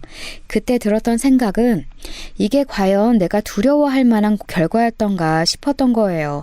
하나둘씩 이혼을 하고 그것도 외도라는 더러운 이유로들 그렇게 깨지는데 설마 그런 차례가 나한테 일어나진 않겠지 하고 경계하고 내심 무서워했었는데요. 이 앞서 결혼하게 된 가정들이 빠르게 떠오르더라고요. 그들도 그랬겠지. 이런 과정을 거쳐 그런 결정을 했겠지. 그렇다면 이혼하는 게 과연 불행한 일인가? 배우자가 그렇고 그런 사람들이란 걸 알게 되었는데 이혼이 그렇게 나쁘고 재난문자 같은 일인 건가? 이렇게 복잡스레 생각을 했어요.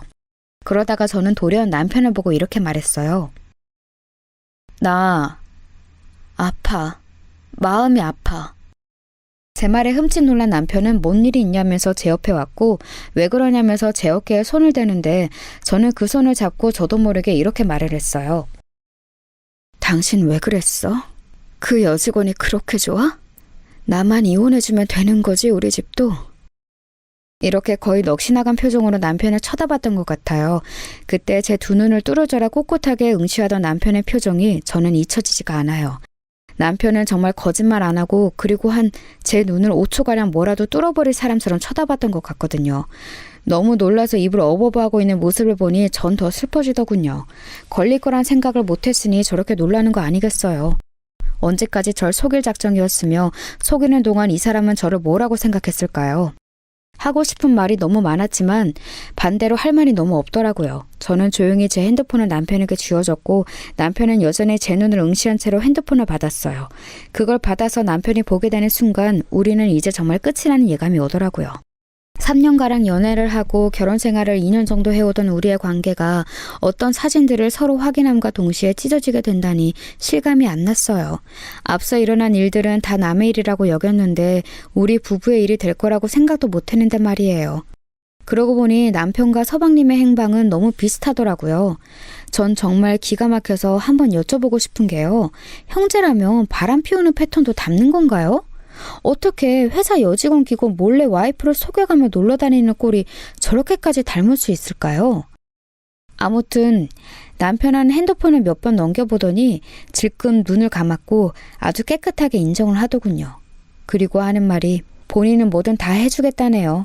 그러면서 주제에 저에게 요구하는 게 있었어요. 알았어. 알겠는데 있잖아 저기 당신을 상처 줘서 미안해. 나는 당신을 그냥 두고 갈 수는 없어. 당신 없으면 나는 죽어. 정말 미안해 여보. 무슨 말을 하고 나를 때린다고 하고 뭘 보상해달라고 해도 다 해줄게. 근데 나 버리지 말아줘. 나는 당신이랑 이혼할 수 없어. 당신 없으면 나는 죽는 거야. 이 지경까지 끌고 온 게 누군데 저한테 이런 말을 하더라고요. 이혼은 안 된다나요? 그것도 절 위해서라고. 앞에 수식어를 길게 줄줄 붙여대는데 그때 비로소 이 사람이 달리 느껴지기 시작했어요. 너무 모든 게 다 역하게 느껴지면서 꼴도 보기 싫어지더라고요. 일단 저는 나가라고 그 좋은 곳에 출근이나 하라며 억지로 내보냈어요. 지금 당신이랑 결정할 내용이 아니니까 우선은 나가. 여기서 더 얘기하면 나는 감정적으로 선택을 할 수밖에 없어. 빨리 나가줘. 이런 식으로 억지로 밀어냈고 남편은 회사 가서도 끊임없이 전화를 하고 오늘 급히 연차를 내고 제 곁에 오겠다는 둥 별쇼를 다 하더라고요. 전 필요 없다고 다 잘라냈고 어머니에게 연락을 했어요. 한편으로 어머니의 반응이 저 역시 궁금해지더라고요. 과연 뭐라고 하실까? 정석대로라면 쓰러지시지 않을까 하면서 말이에요. 정말 우리 엄마 말이 딱 맞았어요. 어쩜 이렇게 자식들을 이따위로 키워놓고 그렇게 당당하게 남의 자식들을 부릴 생각을 했을까요? 어머니는 너무 차량덕스럽고 뻔뻔하게 전화를 받으시더라고요. 무슨 일이야? 나 아픈데 와서 좀 죽이랑 끓여주고 가라. 집에 나 혼자밖에 없어. 아휴, 요즘 좋은 일이 하나도 없고 이건 뭐 하라는 건지 모르겠다 정말. 속이 타 죽겠어. 여기에 저는 곧장 결론부터 직행을 해버렸어요. 못 알아들으실 것 같아서 최대한 적나라하게 사실을 전했답니다. 어머니 죄송하지만 저는 이제 어머니께 연락드릴 일이 없을 것 같아요. 참 장난 같게도 저랑 이 사람도 그만 살게 되었거든요. 이유는 어머니가 직접 물어보셔도 될 것 같은데 그냥 제가 말씀드릴게요. 이 사람 바람 피웠어요. 어머니는 역시나 제가 야상한 대로 잠시 말이 없었고 겨우겨우 쉰 목소리로 네가 뭐 잘못한 게 아니냐고 천말을 트시더라고요. 저는 그 말에 눈을 질끈 감고 솟아오르는 피눈물을 참으며 토해냈어요. 말이 되는 소리를 하세요. 어머니도 이렇게 자식들이 거짓말처럼 한 트럭씩 망해가고 있는 걸 보면 느끼시는 거 없으세요? 이런 꼴을 반년도 안 되어 주구장창 당하고 계시면서도 붙잡으실 자존심이 있나 보죠? 잘못 알아요? 잘못한 게 뭘 잘못 알아요? 어머니 아들이란 작자를 잘못한 게 제 인생 최대의 죄예요. 평소에 저라면 어머니에게 이렇게까지 쏟아낼 일이 없을 텐데 상황이 상황이니까요. 안 보게 될 노친네 모든 게 역하고 엉망으로 꼬여있는 집안의 가장 이상한 노인네라는 생각이 가득했어요. 이미 남의 집 가정들 얘기를 듣고 뒤지다거리 하는 것만으로도 지쳐있는데 이게 제 일이라니요. 장난이라면 정말 너무 지나치잖아요. 어머니는 그 길로 제 남편에게 전화를 했는지 남편은 저에게 오고 있는 중이라고 전화를 계속 걸어댔지만 저는 적당한 짐을 싸서 친정에 갔답니다. 그 뒤로 얼마간은 시댁 쪽과 남편 쪽 소식을 의도적으로 귀를 닫고 살았어요. 저희 엄마는 여기까지 듣고서 못 참고 시댁으로 쫓아가셨고 2번 듣기도 싫은 아주 조잡한 닭싸움을 벌이고 오셨더군요. 아주 미친 인간들이야. 곧 죽어도 지 아들 잘못이 아니래. 네가 뭐가 머리가 이상해진 것 같대. 아니 진짜 미친 여편네 아니냐? 지 아들 그러고 있는 사진을 봐놓고 어떻게 아니라고 잡았대? 뭘 잘못 찍힌 사람이라고? 참, 아휴. 요즘 같은 세상에 1시간도 안 돼서 들통날 거짓말을 대체 왜 하냐고. 엄마는 가서 다 뜯어놓고 싸우고 난리도 아니었던 모양이에요. 저는 이혼 관련 단계를 밟아가던 중 심적으로 무척 지쳐 있었어요. 그러던 중 아주 의외의 인물로부터 연락을 받게 되었으니 그 사람은 바로 동서였답니다. 이 집에서 가장 먼저 이혼하고 나가버린 이제사 그 심정이 너무나도 이해가 되는 동서 말이에요. 그런데 저는 여기서 동서의 말을 통해 더더욱 온몸이 쭈뼛해지는 내용을 확인하게 되었어요. 형님, 이혼하신다는 얘기 들었어요. 저기 형님 있잖아요. 제가 하나 더 알려드릴 사실이 있는데요. 그 문자 보낸 거 저예요. 문자? 문자라고? 무슨 문자? 뭐 설마 저기 우리 남편 사진 보낸 그거 말하는 거야? 그게 동서가 보낸 거라고? 너무 놀라서 입이 안 떨어지는 저에게 동서는 끄떡도 않고 쭉 이어서 말을 하는데요. 더 충격적인 말을 하더라고요. 그것뿐이 아니고요. 그 전에 우리 다 같이 받았던 문자 있잖아요. 그거 다들 이혼하게 될 거라는 거 말이에요. 그거 예약 문자로 제가 보낸 거예요. 전 이때 전화를 더 받고 있어야 할지 끊어야 할지 사리분간이 안 되었어요. 이 무슨 미친 소리랍니까? 말도 안 되는 내용인 거죠. 그게 무슨 말이야? 저기 동서. 아니 왜 그런 짓을 한 거냐고. 말이 안 되잖아. 동서가 왜? 그런데 동서는 저에게 떨리는 목소리로 한풀이를 하더라고요. 더 웃긴 거 말씀드릴까요? 그 집이요. 진짜 엉망진창이에요. 애시당초 너무 웃기잖아요. 자기 아들밖에 몰라서는 며느리 두고 바람 피우는 것도 귀엽게 알아주길 바라는 어머니 진짜 최악 아니에요? 솔직히 저는 다들 엿먹어보라고 나만 망하기 싫어서 흥신소에 이것저것 알아본 거예요. 야, 진짜 영화보다 현실이 더 지독하다고. 어쩜 그렇게 하나씩들 다 걸려요? 특히 둘째 아주머님, 큰형님 각각 남자랑 여자 끼고 있던 거 저 정말 충격이었어요. 전 입이 떨어지지 않아서 그냥 듣고만 있었고 이어지는 동서의 얘기를 들었는데 아직도 다시 떠올리니 손이 떨리는 것 같아요. 게다가 뭐 아가씨야 이혼할 거 워낙 예정된 일 아니었나요? 저는 그것만으로도 어이가 없었는데 홧김에 뒤져본 흥신소에서 이렇게 일거리를 많이 물어다 줄 줄 몰랐죠. 제 전 남편은 돌연변이가 아니었어요. 당연히 그런 시가 나오는 게 딱 제격인 집안이었어요. 솔직히 형님 모르셨죠? 아버님도 술집 여자 몇 두고 있는 거. 여기서부터 저는 정말 기절하기 직전이었어요. 이거 차라리 재난영화가 낫지. 그건 다 같이 망하는 건데 왜 푸르고 멀쩡한 하늘 아래 제가 속해 있는 집단 이 시댁만 이 모양 이 꼴인 걸까요? 계속 듣기만 하는 저에게 동서는 아주 쐐기를 크게 박아버리더군요. 저처럼 어머니한테 당한 게 많아서 굳이 뭔가 되갚아주려고 하실 필요 없을 거예요. 어쩌면 저한테 고마워하실 수도 있겠지만 그건 사양할게요. 저도 어쩌다가 들켰는데 이 모양 이 꼴이었던 집안이라 너무 충격받았거든요. 언젠가는 다들 못 살고 갈라지겠지 싶었는데 그냥 제가 좀 일찍 알려드린 것뿐이에요. 어머니, 아버님도 아마 이혼하시지 않겠나요? 그러면서 동서는 이미 본인이 선수 쳤음을 얘기하더라고요. 얼마나 악이 받쳐있고 서방님의 외도에 이를 갈았으면 어머니를 직접 찾아가서 말을 했을까요? 어머니는 저를 보자마자 아주 멱살 잡고 흔들어 대시더니 제가 걷다 대고 문자 보낸 거 저라고 밝히니까 거품을 무시더라고요. 아주 재미있었어요. 자기 아들들이라고 바람 피운 거 감싸시는 분이 본인 남편도 본인 뒤통수 친 거 알면 어떨까. 곧 1분쯤 지나 어떤 표정을 지으실까 너무 궁금하더라고요. 여기쯤에서 이미 동서가 정말 어지간한 앙심을 품은 게 아니란 건 알 수 있었어요. 들어보니 어머니는 아버님과 관련된 추태스러운 사진들을 눈으로 확인하시고 거기다가 그런 문자를 보낸 게 동서였다는 것을 알고 거의 기절을 하셨다더군요. 이쯤에서 저는 이제 눈을 감아도 앞이 뱅글뱅글 도는 것처럼 느껴졌고 그만 듣고 싶었어요. 전화를 끊으려는 저에게 동서가 이렇게 말을 하더군요. 저 형님에게 알리는 건 잠깐 고민했는데 다시 생각해도 그닥 후회는 안 돼요. 모르고 사는 것과 알고 헤어지는 것 뭐가 더 나을까요? 저는 형님에게 좋은 일을 했다고 생각하거든요. 이제 알게 된 이상 판단은 형님이 알아서 하시는 거고 그렇게 사시면 돼요. 이렇게 끝을 맺어버린 동서의 말을 뒤로하고 저는 뭔 정신으로 진행했는지 기억도 안 날 정도로 이혼을 하게 되었어요. 저는 동서를 원망해야 할지 고맙다고 해야 할지 아직도 확실한 감정이 정리가 안 된 상태예요. 그때 경험한 충격, 트라우마들을 생각해보면 그저 저를 좀 안전한 곳으로 밀어놔두고 싶은데요. 그런 부분에선 이혼이란 선택이 맞았다는 생각도 들고요. 아무튼 좀 정리가 필요하다고 생각하고 있었어요. 저의 엄청난 피로도가 어떻게 전달되었을지 모르겠지만 여하튼 정신줄을 붙잡고 어떻게든 살아내고 싶을 뿐입니다. 이 힘겨운 얘기는 듣는 분들도 힘드실 텐데 끝까지 들어주셔서 감사합니다. 안녕히 계세요.